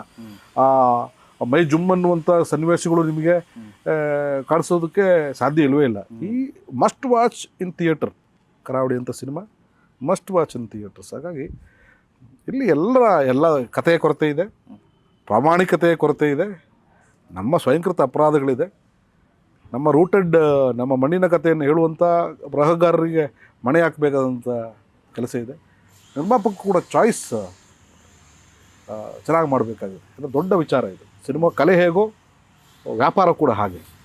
ಒಂದು ಸಿನಿಮಾದಿಂದ ಒಬ್ಬ ನಿರ್ಮಾಪಕ ಮೂಲೆಗುಂಪು ಆಗ್ಬಿಟ್ಟು ಅವನು ಆಚೆ ಕಡೆ ಬರೋದೇ ಇಲ್ಲ. ನಿರ್ಮಾಪಕ ಇಲ್ಲದೆ ಸಿನಿಮಾ ಆಗೋದೂ ಇಲ್ಲ. ಹಾಗೆ ನಿರ್ಮಾಪಕ ಈ ಸಿನಿಮಾ ನಮ್ಮ ಜನರಿಗೆ ಸೂಟ್ ಆಗುತ್ತಾ, ನಮ್ಮ ಕನ್ನಡಿಗರು ಸ್ವಲ್ಪ ಮಡಿವಂತಿಕೆಯಿಂದ ಸಿನಿಮಾ ನೋಡುವಂಥವ್ರು ಅಲ್ವಾ. ಹಾಗಾಗಿ ನಮ್ಮ ಇಮೋಷನ್ಸೇ ಬೇರೆ ಇದೆ. ಈ ಕತೆ ನನ್ನ ಪ್ರೊಡಕ್ಷನಲ್ಲಿ ನಾನು ಹೇಳೋದ್ರಿಂದ ನಮ್ಮ ಕನ್ನಡಿಗರಿಗೆ ಇದು ಇಷ್ಟ ಆಗುತ್ತೆ. ಯಾವ ಟು ಟಾರ್ಗೆಟ್ ಅವ್ರ ಆಡಿಯನ್ಸ್. ನಮ್ಮ ಆಡಿಯನ್ಸ್ ಯಾರು? ನಮ್ಮ ಆಡಿಯನ್ಸ್ ಯಾರು ಸರ್? ಕನ್ನಡಿಗರು. ನಾವು ಕನ್ನಡಿಗರಿಗೆ ಪಿಕ್ಚರ್ ಮಾಡ್ತಾಯಿದ್ದೀವಿ. ನೀವು ಕನ್ನಡ ಸಿನಿಮಾನ ನೀವು ತಮಿಳವರಿಗೋಸ್ಕರ ಮಾಡಿದರೆ, ಹಿಂದಿಯವರಿಗೋಸ್ಕರ ಮಾಡಿದರೆ, ಪ್ಯಾನ್ ಇಂಡಿಯಾಗೋಸ್ಕರ ಮಾಡಿದರೆ, ಕನ್ನಡದಲ್ಲಿ ಸಿನಿಮಾ ಸೋತೋಯ್ತು ಅಂತ ನೀವು ಹೆಂಗೆ ಯಾರನ್ನ ದೂರ್ತೀರ? ನೀವು ನಮಗೋಸ್ಕರ ಸಿನಿಮಾ ಮಾಡಿದ್ದೀರಾ? ಪ್ರೇಕ್ಷಕ ಕೇಳೋ ಪ್ರಶ್ನೆ ಏನು ಹೇಳಿ? ನಮಗೋಸ್ಕರ ಮಾಡಿದ್ದೀರಾ ಗುರು ಅಲ್ವಾ? ಕರೆಕ್ಟ್. ನಮಗೋಸ್ಕರ ಸಿನಿಮಾ ಮಾಡಿ, ಕನ್ನಡಿಗರಿಗೋಸ್ಕರ ಕನ್ನಡ ಸಿನಿಮಾಗಳು ಬರಲಿ. ಕನ್ನಡ ಸಿನಿಮಾ ಜನ ನೋಡ್ತಾರೆ. ಆಗಿದೆ ಯಾವುದು ಕನ್ನಡ, ನಮ್ಮ ರೂಟೆಡ್ ಕಥೆಗಳು ಯಾವುದು ಕೆರೆಬೇಟೆ ಸೋಲ್ತಾ? ರೂಟೆಡ್ ಕಥೆಗಳು ಯಾವತ್ತೂ ಸೋತಿಲ್ಲ. ಯಾವತ್ತೂ ಸೋತಿಲ್ಲ. ಒಂದು ಅದೇ ನೀವು ಹೇಳೋದಂಗೆ ಪ್ರಾಮಾಣಿಕತೆ ತುಂಬ ದೊಡ್ಡ ಕೊರತೆ ಎರಡೂ ಕಡೆ, ಪ್ರೇಕ್ಷಕರ ಕಡೆನೂ ಉದ್ಯಮದ ಕಡೆ. ಆಮೇಲೆ ಆಮೇಲೆ ಒತ್ತಡ ಒಳ್ಳೆ ಸಿನಿಮಾಗಳು ಇದ್ದಾಗ ನಾವು ಫಾಲ್ಸ್ ಮಾರ್ಕೆಟಿಂಗು ಈ ಪೇಯ್ಡ್ ಮಾರ್ಕೆಟಿಂಗ್ ಎಲ್ಲ ಮಾಡುವಂಥ ಪ್ರಸಂಗ ಬರೋದೇ ಇಲ್ಲ. ಒಬ್ಬ ಪ್ರೇಕ್ಷಕ ಒಬ್ಬ ಟ್ರೈಲರ್ ನೋಡಿದಾಗ ಸಿನಿಮಾನ ಜಡ್ಜ್ ಮಾಡ್ತಾನೆ. ಜಡ್ಜ್ ಮಾಡ್ತಾರೆ. ಇಲ್ಲ ಗುರು ಇವ್ರು ಏನೋ ಮಾಡಿದ್ದಾರೆ, ಇಲ್ಲ ಗುರು ಇದು ಇವ್ರ ವರ್ಕ್ ಆಗಿಲ್ಲ, ಇಲ್ಲ ಇದು ಈ ಸಿನಿಮಾದ ಇನ್ಫ್ಲೂಯೆನ್ಸಲ್ಲಿ ಮಾಡಿದ್ದಾರೆ, ಇಲ್ಲಿಂದ ಕದ್ದಿದ್ದಾರೆ ಅನ್ನೋದು. ಪ್ರೇಕ್ಷಕರು ವೆರಿ ವೆರಿ ಇಂಟೆಲಿಜೆಂಟ್ ಇದ್ದಾರೆ. ಅವರನ್ನು ನಾವು ಭಾಳ ಬುದ್ಧಿವಂತರಿದ್ದಾರೆ. ಹೌದು, ಅವ್ರದ್ದು ಭಾಳ ಚೆನ್ನಾಗಿ ಅರ್ಥ ಮಾಡ್ಕೊಳ್ತಾರೆ. ಅವ್ರ ಮೇಲೆ ಒತ್ತಡ ಇರೋದು ತಪ್ಪೆ. ಹೌದು, ನೀವು ಬನ್ನಿ ಬರಬೇಕು ಅಂತ ಬರೋದು. ಆಮೇಲೆ ಇನ್ನೊಂದು ಸರ್, ಅಂದರೆ ಸತ್ಯ ಒಪ್ಕೊಂಬಿಡ್ಬೇಕು. ಇದು ವರ್ಕ್ ಆಗಿಲ್ಲಪ್ಪ ಇನ್ನೊಂದು ಪ್ರಯತ್ನ ಮಾಡೋಣ ಅಂತ. ಹೌದು ಹೌದು. ಆ ಸತ್ಯ ಒಪ್ಕೊಳ್ಳೋಕ್ಕೆ ತಯಾರಿಲ್ಲ. ನಾನು ವರ್ಕ್ ಆಗಿಲ್ಲ ಅಂದ್ರೆ ಇಲ್ಲ ಚೆನ್ನಾಗಿದೆ, ನೀವುಗಳು ಸರಿ ಇಲ್ಲ ಅನ್ನೋ ಒಂದು ದೂಷಣೆ ಇದೆಯಲ್ಲ, ಅದೆಲ್ಲ ಒಂದು ಕಡೆ ತಪ್ಪಾಗಿದೆ ಅಂತ ಅನ್ಸಕ್ಕೆ. ಮೊದಲಿಗೆ ಪ್ರೇಕ್ಷಕರಿಗೆ ಇಷ್ಟ ಆಗುವಂಥ ಸಿನಿಮಾಗಳು ಕೊಡುವಂಥದ್ದು, ಪ್ರೇಕ್ಷಕರು ಅದನ್ನು ಇಷ್ಟಪಟ್ಟು ಥಿಯೇಟ್ರಲ್ಲೇ ನೋಡುವಂಥದ್ದು. ಇದಾದರೆ ಖಂಡಿತ ಆಗುತ್ತೆ. ಯಾಕಂದರೆ ನಾವು ಒಳ್ಳೆ ಸಿನಿಮಾಗಳು ಕೊಟ್ಟ ಖಂಡಿತ ನೋಡ್ತಾರೆ. ಜನ ನೋಡಿದ್ದಾರೆ, ಕಾಂತಾರ ನೋಡಿದ್ದಾರೆ, KGF ನೋಡಿದ್ದಾರೆ, ಇದು ಸಪ್ತಸಾಗರದ ಆಚೆಯಲ್ಲೂ ಸಿನಿಮಾನ ಅಪ್ರಿಷಿಯೇಟ್ ಮಾಡಿದ್ದಾರೆ, ಕಿರಿಕ್ ಪಾರ್ಟಿ ಅಂತ ಸಿನಿಮಾ ನೋಡಿದ್ದಾರೆ, ಕೆರೆಬಾಟಿ ಅಂತ ಸಿನಿಮಾ ಜನ ಇಷ್ಟಪಟ್ಟಿದ್ದಾರೆ. ನಾವು ಬೇಕಾದಷ್ಟಿದೆ. ಆಗ ನೀವು ಕೇಳ್ಬೋದು ರಾಗಾಯಕ ನೋಡಿ, ನಮ್ಮ ಏನೋ ಸಮಸ್ಯೆ ಇದೆ, ನನ್ನ ರಿಲೀಸ್ ಚೆನ್ನಾಗಿರಲಿಲ್ಲ, ಒಳ್ಳೆ ಸಿನಿಮಾ ಮಾಡಿದ್ದೀವಿ, ರಿಲೀಸ್ ಚೆನ್ನಾಗಿರಲಿಲ್ಲ, ಎಲ್ಲವೂ ಪೂರಕ ಆಗಬೇಕಲ್ಲ. ಪ್ರಾಮಾಣಿಕ ಪ್ರಯತ್ನ ಇರಬೇಕು, ಎಲ್ಲ ಕಡೆ ಪ್ರಾಮಾಣಿಕತೆ ಇರಬೇಕು ಅನ್ನೋದು ನನ್ನ ಇದು. ಖಂಡಿತ ಕರಾವಳಿ ಮೂಲಕ ಕಥೆಯ ಕೊರತೆ, ರೂಟೆಡ್ ಕಥೆಗಳು ನಾವು ಮಾಡಿದರೆ, ಇನ್ನು ಉತ್ತರ ಕರ್ನಾಟಕದ ಕಥೆಗಳನ್ನು ನಾವು ತರಬೇಕು. ದಕ್ಷಿಣ ಕನ್ನಡದ ನಮ್ಮ ಸಾಕಷ್ಟು ನೋಡಿದ್ದೀವಿ ನಾವು. ಉತ್ತರ ಕನ್ನಡದ ಕಥೆಗಳನ್ನು ನಾವು ತರಬೇಕು. ನಮ್ಮ ಮಣ್ಣಿನ ಕಥೆಗಳನ್ನು ನಾವು ಮತ್ತೆ ಜನರಿಗೆ ಕೊಡೋ ಥರ ಆಗಬೇಕು. ಆಗ ಖಂಡಿತ ಪ್ರೇಕ್ಷಕರು ಕನ್ನಡ ಸಿನಿಮಾನ ಅಪ್ರಿಷಿಯೇಟ್ ಮಾಡ್ತಾರೆ. ನಾವು ಎಲ್ಲ ಭಾಷೆ ಗೊತ್ತಿರೋ ಕಾರಣ, ಈಗ ತಮಿಳ್ನಾಡಿಗೆ ಹೋದರೆ ತಮಿಳ್ನವ್ರಿಗೆ ತಮಿಳ್ ಬಿಟ್ಟರೆ ಬೇರೆ ಏನು ಗೊತ್ತಿಲ್ಲ, ಹಿಂದಿನೂ ಬರಲ್ಲ ಅವ್ರಿಗೆ, ತಮಿಳೇ. ಮಲಯಾಳಂಗೆ ಹೋದರೆ ಅವರು ಮಲಯಾಳಂ ಸಿನಿಮಾ ಸೂಪರ್ ಸಿನಿಮಾ ಅಂತ ಅವ್ರು ಯೋಚನೆ ಮಾಡಿ ಅವರೇ ಫಿಕ್ಸ್ ಮಾಡ್ಕೊ ನಮ್ಮ ಸಿನಿಮಾನೇ ಬೆಸ್ಟು ಅಂತ ಅಂದ್ಕೊಂಡ್ಬಿಟ್ಟಿದ್ದಾರೆ. ತೆಲುಗುಲ್ಲಿ ಹಿಂದೂ ಮತ್ತು ತಮಿಳು ಎಲ್ಲ ಮಿಕ್ಸ್. ಬಟ್ ನಾವು ಒಬ್ಬ ಕನ್ನಡಿಗನಿಗೆ ತೆಲುಗು ಗೊತ್ತು, ತಮಿಳು ಗೊತ್ತು, ಮಲಯಾಳಂ ಗೊತ್ತು, ಹಿಂದಿ ಗೊತ್ತು, ಇಂಗ್ಲೀಷ್ ಗೊತ್ತು, ಎಲ್ಲ ಸಿನಿಮಾ ನೋಡ್ತೀವಿ, ಥಿಯೇಟ್ರಲ್ಲಿ ನೋಡ್ತೀವಿ. ಆದರೆ ಕನ್ನಡ ಸಿನಿಮಾನ OTTಲಿ ನೋಡೋಕ್ಕೆ ಇಷ್ಟಪಡ್ತಾರೆ. ನಮ್ಮತನವನ್ನು ಗೌರವಿಸಿ ಅಂತ ಕೇಳ್ತೇವೆ. ಈಗ ಬಿಸಿ ಊಟ ಇದು, ಕರಾವಳಿಯ ಬಾಳೆ ಎಲೆಯಲ್ಲಿ ಅದು ಒಳ್ಳೆ ಕುಸಲಕ್ಕಿ ಅನ್ನ, ತುಪ್ಪ, ಸಾಂಬಾರು, ಚಟ್ನಿ ಎಲ್ಲ ಪಲ್ಯ ಎಲ್ಲ ಇಟ್ಟು ಬಿಸಿ ಬಿಸಿ ಊಟನ ನಾವು ಬನ್ನಿ ಊಟ ಮಾಡಿ ಅಂತ ಕರಾವಳಿ ಕರೀತಾ ಇದ್ದೀವಿ. ಇಲ್ಲ ನಾನು ಇವತ್ತು ಊಟ ಮಾಡಲ್ಲ, ಒಂದು ವಾರ ಆದಮೇಲೆ ನಾನು TV ಊಟ ಮಾಡ್ತೀನಿ ಅಂತ ಹೇಳಿದ್ರೆ ಆ ಬಿಸಿ ಫೀಲ್ ಮಾಡ್ಕೋಬೇಕು. ಬಿಸಿ ಬಿಸಿಯಾಗಿ ಸಿನಿಮಾ ನೋಡುವಂಥ ಬನ್ನಿ ನೋಡ್ಲಿ, ಸವಿರಿ, ಎಂಜಾಯ್ ಮಾಡಿ, ಖಂಡಿತ ಖುಷಿ ಪಡ್ತೀರಿ. ಪಕ್ಕಾ ಪೈಸಾ ವಸೂಲ್. ಕಡಿಮೆ ಇದೆ, ಖಾರ ಕಡಿಮೆ ಇದೆ ಹೇಳಿ ಸರಿ ಮಾಡ್ಕೊಳ್ಳೋಣ. ಸರಿ ಮಾಡ್ಕೊಳ್ಳೋಣ. ಇಲ್ಲ ಸರ್, ತುಂಬ ಒಳ್ಳೆ ಮಾತುಕತೆ, ಪ್ರಾಮಾಣಿಕ ಮಾತುಕತೆ. ಕರಾವಳಿ ಸಿನಿಮಾ ತುಂಬ ಪ್ರಾಮಾಣಿಕವಾಗಿ ಕಾಣಿಸ್ತಾ ಇದೆ ಮತ್ತು ಭರವಸೆಯುಕ್ತವಾಗಿದೆ. ಸಿನಿಮಾ ಒಳ್ಳೆಯದಾಗಲಿ. ಇಡೀ ಅಂದರೆ ವೈಯಕ್ತಿಕವಾಗಿ ನನಗೆ ತುಂಬ ದೊಡ್ಡ ಭರವಸೆ ಇದೆ ಈ ಸಿನಿಮಾ ಮೇಲೆ. ಈ ರೀತಿಯಾದಂಥ ಕಂಟೆಂಟ್ಗಳು ಅಪರೂಪ ಆಗೋದು. ಸೊ ಇದೆಲ್ಲ ಮಾಡೋದಲ್ಲ, ಆಗೋದು ಇದು ಆ ಥರ ಆಗಿರೋದು ಅಂತ ನನ್ನ ಒಂದು ಅನಿಸಿಕೆ. ಒಳ್ಳೆಯದಾಗಲಿ ಸರ್ ನಿಮಗೆ.